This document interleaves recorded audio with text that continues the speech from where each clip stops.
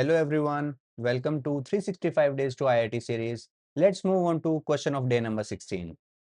A bird in air is diving vertically over a tank with a speed of 6 cm per second. The base of the tank is silvered. A fish in the tank is rising upward along the same line with a speed of 8 cm per second. Taking refractive index of water as n is equal to 4 by 3. Match the quantities in column 1 with their respective values in column number 2. तो ये matrix match type based question है। आओ देखते हैं। मैंने आपको कल भी बताया था कि आज का क्वेश्चन अच्छा होने वाला है। आप एक बार सीख लीजिए, एक सेम पैटर्न है, सब सवालों में ऐसे ही लगता है। आओ देखते हैं सवाल को। तो देखो, ये आपकी एक बर्ड है which is diving downwards with a speed of 6 centimetre per second, right? And this is a fish which is going upwards along the same line with a speed of 8 centimeter per second, and the refractive index of this medium, which is water, is 4 by 3. All right, now you have to match the column 1 with their respective answers of column number 2. All right, तो आओ देखते हैं। अच्छा, एक बात और है इसमें कि जो इसका बॉटम है उसको सिल्वर कर दिया गया है। सिल्वर्ड मतलब रिफ्लेक्टिंग है वो सरफेस, एक साइड से सिल्वर कर दिया है तो एक साइड रिफ्लेक्टिंग है, मतलब सिंपल प्लेन मिरर की तरह बिहेव करेगा जो बॉटम है इस कंटेनर का। अभी बात करते हैं पहला। आप पहला पार्ट देखिए। ए पार्ट कह रहा है the speed of the image of fish in centimetre per second as seen by the bird directly. अगर वो बर्ड डायरेक्टली इस फिश को देखेगा तो उस बर्ड को इसकी स्पीड कितनी दिखाई देगी, पहला पार्ट। आओ देखते हैं, सोल्व करते हैं इसे।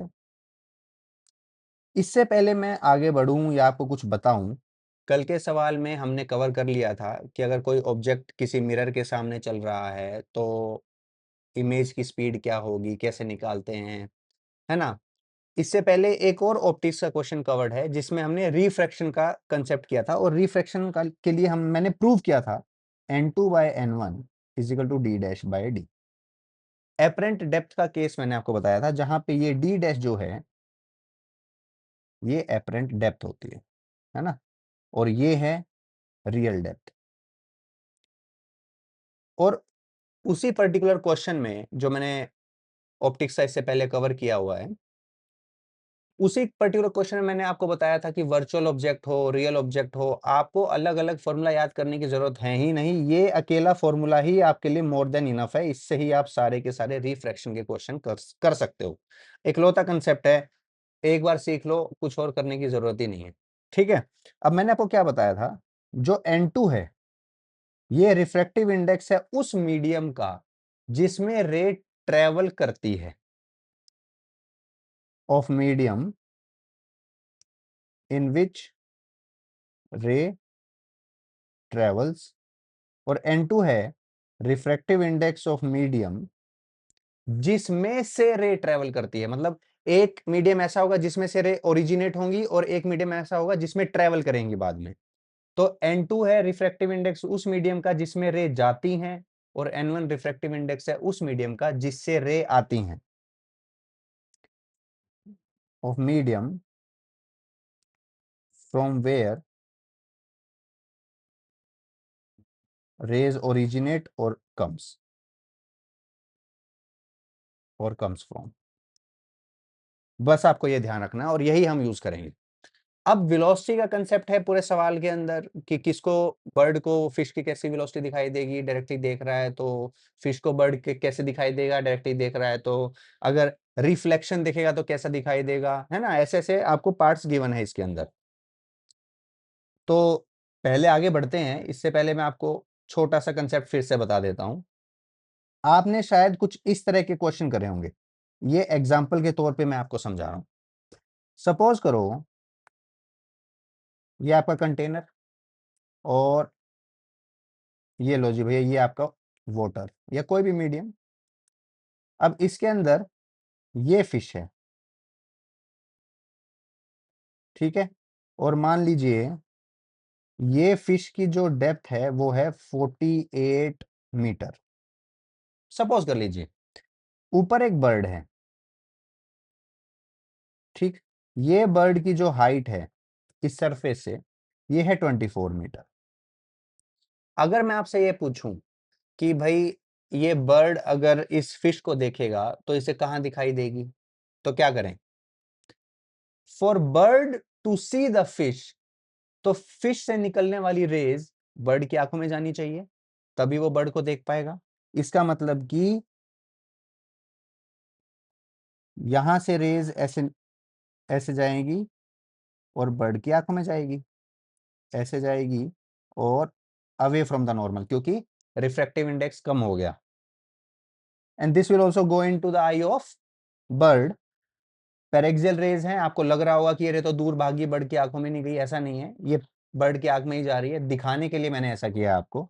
अगर आप इसको पीछे एक्सटेंड कर दोगे तो ये लो जी, यहां पे यहां पे आपको फिश दिखाई देगी, बर्ड को यहां फिश दिखाई देगी, तो इसका मतलब यही दूरी जो है ये डी डैश है।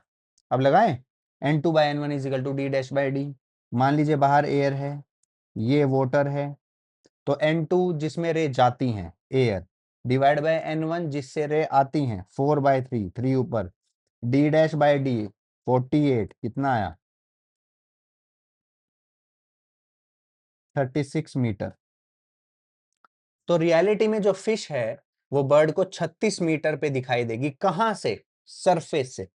ये आपको ध्यान रखना है बात, ये बात जो है बहुत इंपॉर्टेंट है। ये जो एपरेंट डेप्थ है ये है कहां से? From surface. Make a note of it.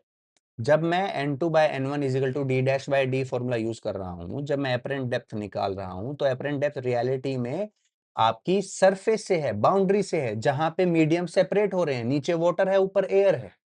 ठीक है, इसी पर्टिकुलर कंसेप्ट का मैं इस पर्टिकुलर कंसेप्ट का मैं इस क्वेश्चन में यूज करूंगा। कैसे, आओ देखते हैं। तो कल का क्वेश्चन तो यूज होगा ही होगा, मतलब कल के कंसेप्ट तो यूज होंगे ही होंगे जिसमें हमने वेलोसिटी मिरर किया था। अब बस रिफ्रैक्शन का केस आ गया है, आओ देखते हैं। तो speed of image of fish as seen by the bird directly. Okay, तो सबसे पहले हम ए पार्ट कर रहे हैं, speed of image of fish, speed of fish as seen directly by bird. ये आपका सवाल है। अब देखो, इसकी डेप्थ नहीं दे रखी, कुछ कंटेनर की हाइट नहीं दे रखी, so we really do not know कि ये एक्चुअल में बर्ड या फिश कितनी हाइट पे है या कितनी डेप्थ पे है, और हमें शायद उसकी जरूरत भी ना पड़े। देखो, मान लो कि जो कंटेनर में जो पानी भरा हुआ है वो h हाइट तक है। अब ये सिल्वर्ड है, तो अभी रिफ्लेक्शन की तो बात कर ही नहीं रहे, डायरेक्टली पूछ रहा है कि अगर बर्ड डायरेक्टली फिश को देखेगा तो कैसा दिखाई देगा। और मान लीजिए कि इसकी रियल डेप्थ डी है, ये है रियल डेप्थ। क्लियर? थोड़ा और साफ लिख देता हूं, रियल डेप्थ डी है। ओके, अब मैंने क्या बोला?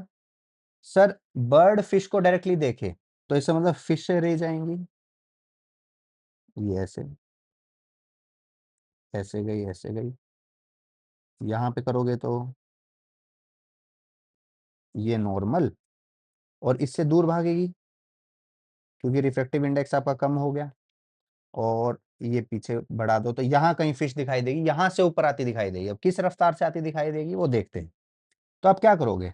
आप बोलोगे sir n2 by n1 d dash by d, n2 की वैल्यू है 1, ये है 4/3 is equal to d dash by d. क्या ये दूरी है डी डैश, एपरेंट डेप्थ? ठीक है, तो डी डैश क्या हुआ? 3/4 डी। अब ये तो दूरियां हैं, कहां से? बाउंड्री से। ठीक है सर, अगर आपको रफ्तार निकालनी हो तो रेट ऑफ चेंज ऑफ दूरी देखना चाह रहे हो आप, तो इसको डिफरेंशिएट कर दो with respect to time. Differentiating it with respect to time, क्या आया? D by d t of d dash is equal to 3/4 d by d t of this real depth d. Clear? तो क्या आया sir? D dash तो apparent depth है, तो मतलब कि ये इमेज की वेलोसिटी आएगी, जो इमेज रियलिटी में बर्ड को दिखाई दे रही है वो तो डी डैश पे सिचुएटेड है, और डी डैश की ही रफ्तार क्या इमेज की रफ्तार होगी, ठीक है। और रियल डेप्थ जिस हिसाब से चेंज हो रही है वो तो रियल वेलोसिटी है सर, बर्ड की फिश की कितनी है sir, 8 centimetre per second. Okay okay, तो देखो ये पर्टिकुलर क्या हुआ, velocity of fish in reality, right. What about this term, velocity of image of fish for bird। पर इसमें एक छोटी सी बात है, क्या खास बात है सर, आप ध्यान करो, कल के क्वेश्चन में हमने क्या किया था, वेलोसिटी ऑफ इमेज या वेलोसिटी ऑफ ऑब्जेक्ट हम यूज कर रहे थे, तो वो विद रिस्पेक्ट टू मिरर था, विद रिस्पेक्ट टू पोल था, क्योंकि सारी दूरियां हम पोल से कैलकुलेट करते हैं। एक इंपॉर्टेंट बात थी कल के सवाल में।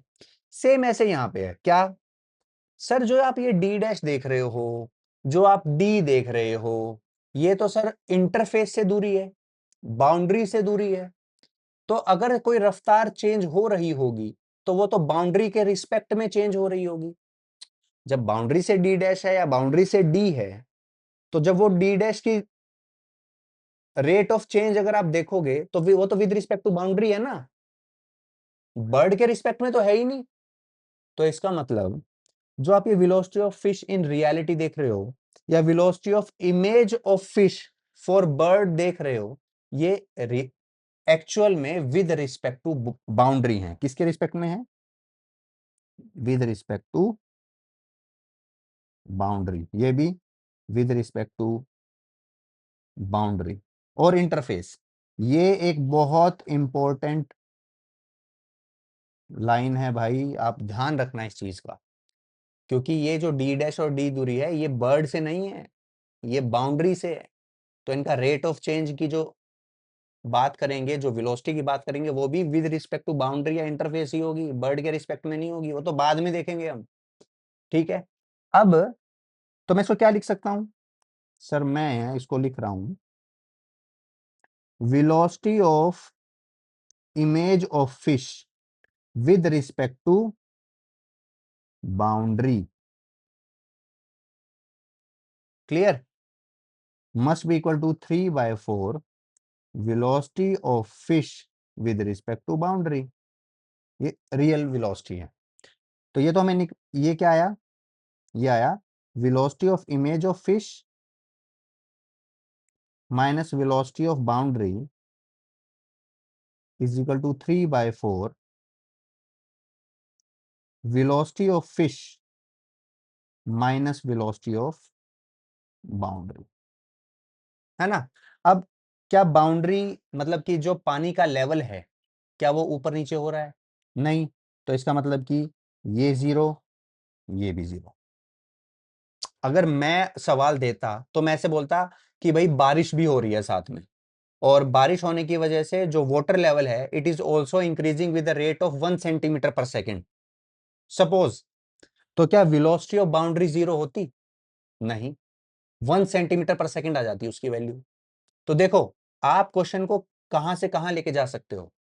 तो अगर आपके कंसेप्ट एकदम क्लियर हैं, अगर आपके फंडामेंटल एकदम क्लियर हैं, तो आप इस तरह के सवाल में कभी नहीं अटकोगे, मतलब आप कोई भी सवाल में नहीं अटकोगे। तो इस पर्टिकुलर केस में वेलोसिटी ऑफ बाउंड्री जीरो, क्योंकि इंटरफेस का लेवल सेम है, हाइट ऑफ द कंटेनर जो मैंने कैपिटल एच माना है वो सेम है। अगर बारिश हो रही होती या उसमें से ड्रेन आउट हो रहा होता पानी, तो वो लेवल कम ज्यादा होता, तो बाउंड्री की रफ्तार भी आती, तो हम यहाँ पे वो इंक्लूड करते, ठीक है। तो क्या आया, velocity of image of fish कितनी आई, 3/4, और वेलोसिटी ऑफ फिश कितनी है, 8, 6 सेंटीमीटर पर सेकेंड। पर ये तो sir with respect to boundary है ना, ये तो विद रिस्पेक्ट टू बाउंड्री है। What about with respect to bird, आओ, velocity of image of fish with respect to bird, velocity of image of fish minus velocity of bird, simple relative का concept मैं use कर रहा हूं। अब देखो मैं क्या कर रहा हूं, I will be taking the upward direction as positive and the downward direction as negative for velocities, है ना। तो अगर रफ्तार ऊपर की तरफ है तो मैं प्लस लूंगा, रफ्तार नीचे की तरफ है तो मैं माइनस लूंगा। ठीक, अब यहां पे मैंने देखो 8 सेंटीमीटर पर सेकंड प्लस लिया है क्योंकि ऊपर की साइड मैंने प्लस माना है, और हमारी इमेज की रफ्तार भी प्लस की आई है तो मतलब वो भी ऊपर की साइड है।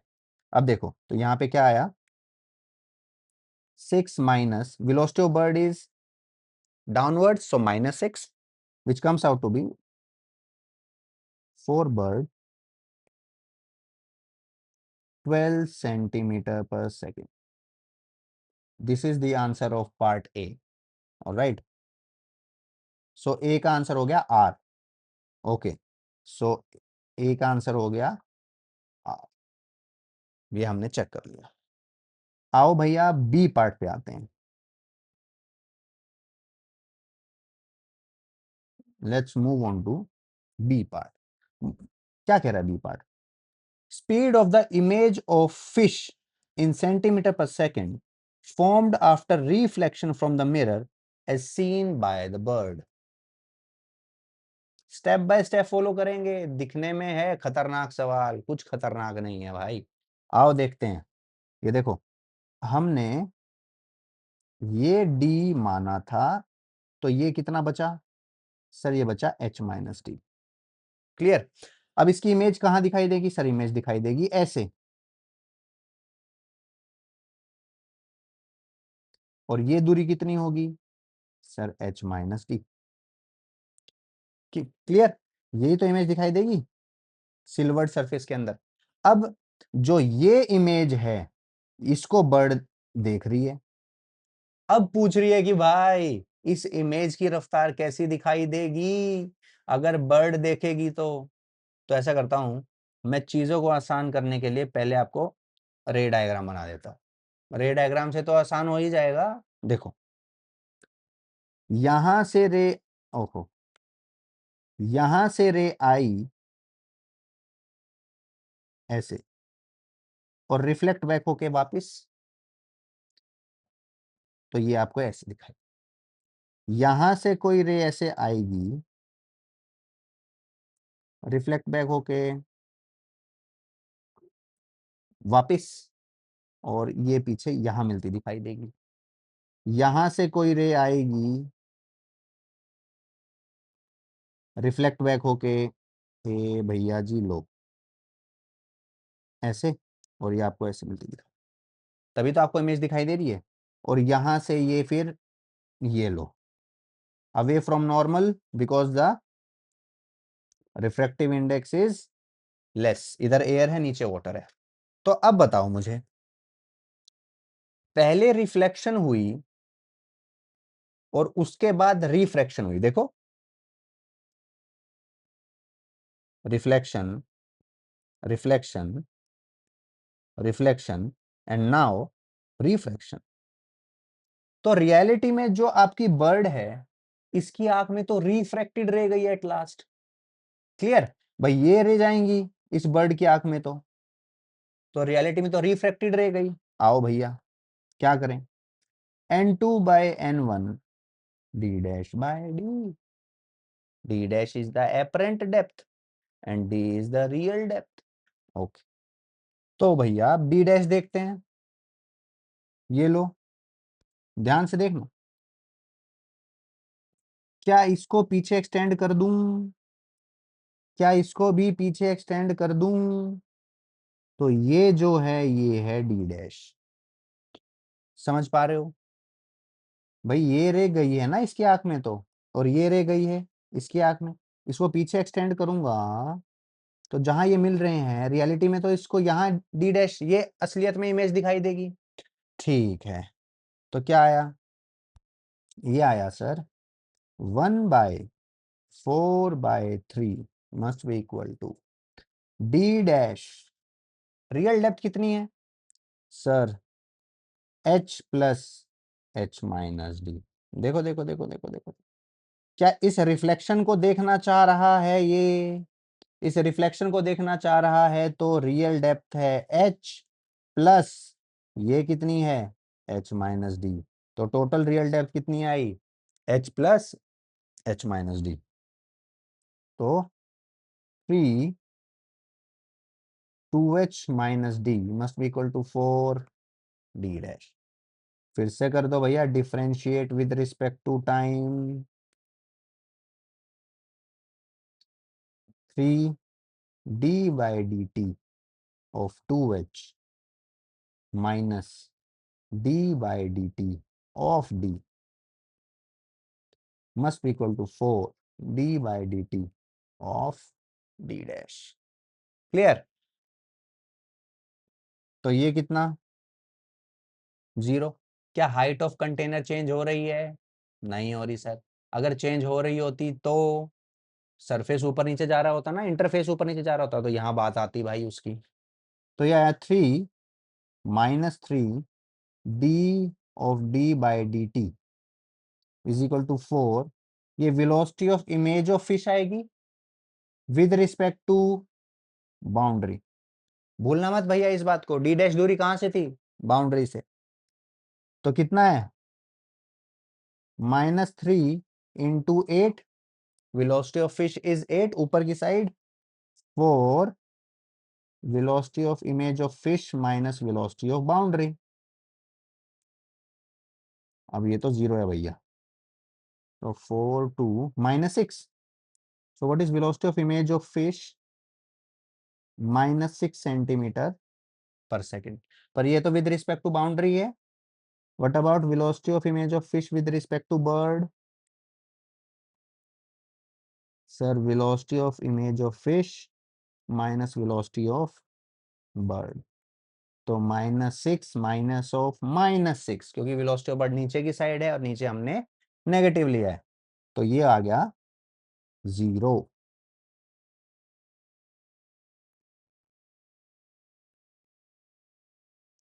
सेकंड पार्ट का आंसर तो 0 ऑप्शन है क्यू। तो बी का आंसर क्या आया?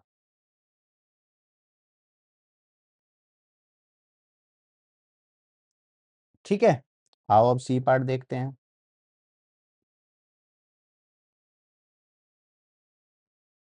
सी पार्ट पे आ जाओ भैया। तो सी पार्ट है speed of image of bird in centimetre per second relative to fish looking upwards. तो अब क्या फिश डायरेक्टली बर्ड को देख रही है, तो बस वही प्रोसेस उल्टा कर दो जो ए पार्ट में किया था। अब देखो, क्या रेज अब यहां से यहां जाएंगी फिश की आंखों में, क्योंकि अब फिश देख रही है और उसको बताना है फिश को कि उसको इमेज कहाँ दिखाई देगी या किस रफ्तार से चलती दिखाई देगी। यहां से भी रे आएगी। Now it will bend towards the normal, right, क्योंकि रिफ्रैक्टिव इंडेक्स मीडियम का बढ़ गया है। और ये, तो अगर आप इसे पीछे एक्सटेंड करोगे, ये लो, तो रियलिटी में इमेज तो ये है भैया, ये है डी डैश, और ये आपकी बर्ड है, और ये है आपका डी। ठीक है, क्या करें, n2 by n1 is equal to d dash by d. अब n2 हो गया 4/3, क्योंकि रेज अब एयर से वाटर में जा रही हैं, into n1 is 1 D dash by D, 4/3 D D dash. क्या फिर से डिफ्रेंशिएट कर दें?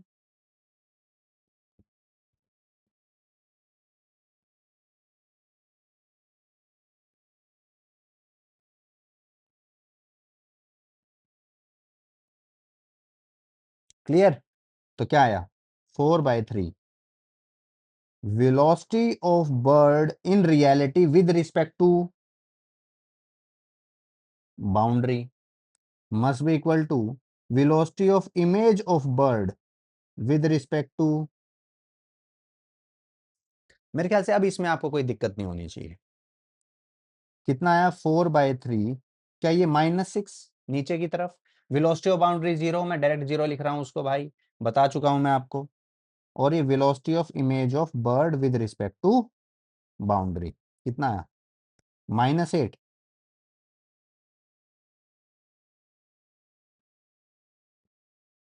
ये तो विद रिस्पेक्ट टू बाउंड्री है। तो velocity of image of bird with respect to fish which is looking upwards,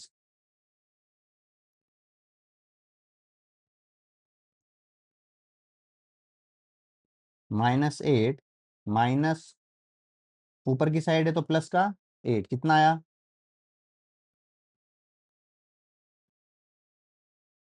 with respect to fish. ये आपका आंसर है। माइनस का मतलब क्या है? इट फिश को वो बर्ड नीचे आती दिखाई देगी, किस रफ्तार से? 16 सेंटीमीटर पर सेकंड की रफ्तार से। और ऑप्शन क्या है? तो सी का आंसर हो गया पी। ये देखो 16 प्लस माइनस, भाई भैया आपको सिर्फ ऊपर या नीचे जाने के लिए बता रहे हैं। मैंने साइन कन्वेंशन उस हिसाब से लिया है, तो ये मत सोचना कि -16 ही दे रखा तो आंसर ही नहीं है। ठीक है, तो क्या है आज का आंसर? सी का आंसर है पी। और कौन सा बचा है अपना? डी पार्ट देख लो भाई, आखिरी बचा है। सवाल थोड़ा लेंथी हो गया क्या? पर अच्छा सवाल है, इतना टाइम तो हम दे सकते हैं, इतना टाइम तो डिवोट कर सकते हैं ना। एक अच्छा सवाल, और एक ही सवाल में 4 सवाल हैं, तो ठीक है, ज़्यादा लेंथी नहीं है। पेशेंस तो आपको रखना ही पड़ेगा, एडवांस से सवाल ऐसे नहीं होते हैं। ठीक, तो डी देखो, speed of the image of fish in centimetre per second relative to the fish looking downwards in the mirror. Okay okay, ये देखो भाई, ये देखो देखो, ये आपका कंटेनर, ये आपका पानी का लेवल।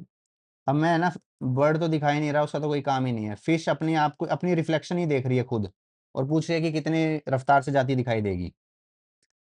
तो ये हो गया आपका, यहाँ पे तो ये फिश है जो चल रही है 8 सेंटीमीटर पर सेकंड से। ये सिल्वर्ड है,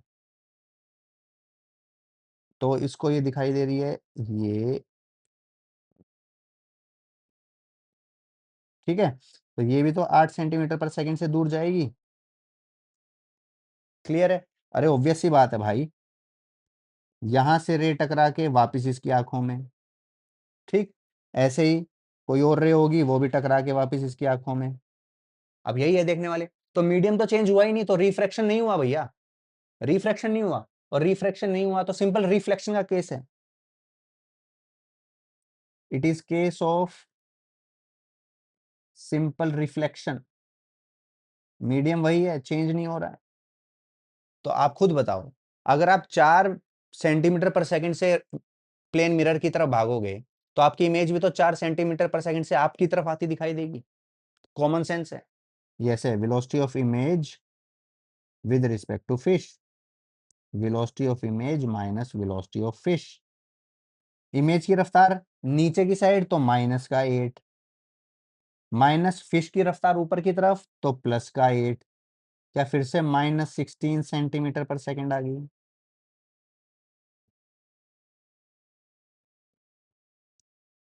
स्ट्रेट फॉरवर्ड, तो इसका आंसर भी सेम। ठीक है, तो क्या क्या आंसर आए अपने? देखो देखो देखो देखो, तो अपने आंसर आए, ए का तो आंसर आया आर, बी का आया क्यू। तो ए का आया आर, बी का आया क्यू, और इन दोनों के आंसर आए। ठीक है, आई होप सो आपको ये समझ आया होगा। एक सिंपल सा सवाल है, पर एक अच्छे लेवल पे। अगर आपने कल का मेरा क्वेश्चन अच्छे से किया है तो definitely it must have helped you here. वहाँ पे हमने with respect to mirror image की वेलोसिटी देखी थी, ऑब्जेक्ट की वेलोसिटी देखी थी। यहाँ पे विद रिस्पेक्ट टू बाउंड्री है, इंटरफेस है। इसलिए मैंने एक सिंपल सा सवाल कल करवाया था, ताकि आप यहाँ थोड़े कॉन्फिडेंट फील करो। और रिफ्रैक्शन से रिलेटेड एक सवाल और हम ऑप्टिक्स में पहले कवर कर चुके हैं, आप वो चेक कर सकते हो। ये n2/n1 इजिकल टू d-d मैंने वहाँ अच्छे से आपको डिराइव किया हुआ है, कैसे यूज किया हुआ है वो भी बताया हुआ है। वही सेम कंसेप्ट मैंने यहाँ लगाया है। आपको स्टेप बाय स्टेप देखना है, रे डायग्राम तक भी मैंने आपको यहाँ बना के दिखाए हैं ताकि आपको किसी प्रकार का कोई कंफ्यूजन ना हो कि भाई ये कैसे पॉसिबल है, कैसे हो पा रहा है। आपको लगता है कि जिस रफ्तार से फिश या बर्ड चल रही होगी उसी रफ्तार से मे भी आपको दिख रही हो, पर रियलिटी में ऐसा नहीं है, क्योंकि रे आपकी एक मीडियम से दूसरे मीडियम जब जाती है तो वो बेंड करती है। अगर रे बेंड करेगी तो ऑब्वियसली उसकी रफ्तार मीडियम के रिफ्रैक्टिव इंडेक्स पे डिपेंड करती है, तो वो चेंज हो जाएगी। अब आप खुद देखो, जो स्पीड ऑफ लाइट है that is 3 into 10⁸ metre per second, that is in vacuum only. But if there is some kind of medium, right, कोई इंटरफेरेंस है बीच में, कोई मीडियम है, मीडियम के अकॉर्डिंग आपका रिफ्रैक्टिव इंडेक्स कैसे निकालते हो आप? Refractive index is c by v, where c is the speed of light and v is the speed in the medium, right? तो उस हिसाब से आप रिफ्रैक्टिव इंडेक्स निकालते हो।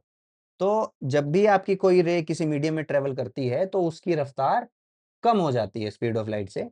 इस वजह से आपको रियलिटी में जो जिस रफ्तार से चल रहे हैं 8 सेंटीमीटर पर सेकंड या 6 सेंटीमीटर पर सेकंड, वो नहीं दिखाई देता।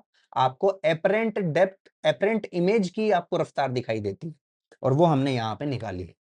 आप जब भी रिफ्रैक्शन का केस देखोगे, so keep this in your mind कि आप बेंडिंग ऑफ रेज की वजह से आपको specifically apparent depth, apparent image velocity, apparent acceleration, इन सब से डील करना पड़ेगा। ठीक है? और एक खास बात, इस सवाल के अंदर खास बात है कि सारी दूरियां हमारी इंटरफेस से थी, तो हर वेलोसिटी भी हमारी इंटरफेस से ही है। तो अगर आपको विद रिस्पेक्ट टू बर्ड या विद रिस्पेक्ट टू फिश पूछ रहा है तो आपको बाद में रिलेटिव का कंसेप्ट लगाना पड़ेगा।